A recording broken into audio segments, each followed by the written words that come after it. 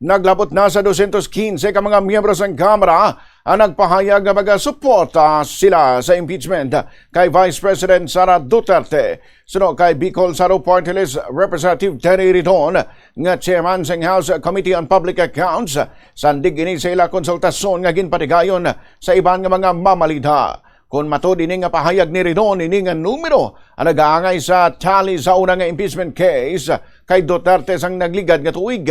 Wala pa naghatag sang dugang nga detalye ang kongresista, apang ginsiling sini nga ginapahayag lang niya ang general numbers. But silingon sini sa iya, masobra na ini sa 2/3 ang tanan nga miyembro sang lower chamber, kagkatumbas na sa kabukusan nga numero sang boto sa impeachment plenary vote sang 2025. Una na ginpahayag ni House Deputy Speaker Ronaldo Puno sang Miyerkules nga hindi magdabot sa 180 ka kongresista ang posible magboto pabor sa impeachment ni Duterte. Sa idalom sang 1987 Constitution, 1/3 lang sa kabukusan nga miyembro sang Kamara ang kinahanglan para ma-impeach ang isa ka opisyal. Nabalawaan nga una na nagpahayag si Ridon nga sigurado na nga makuha nila ang 106 ka mga boto, kagang pamangkot na lang among pila ang magadugang. It is certain by next week we will get the votes to impeach the president. Yeah, sa Congress pwede siyang ma-impeach.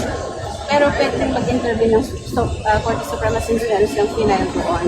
Well, we will wait for the Supreme Court to act. But again, if it's a question of will the Vice President get impeached next week, I think it is all but certain. Si Representative Terry Ridon.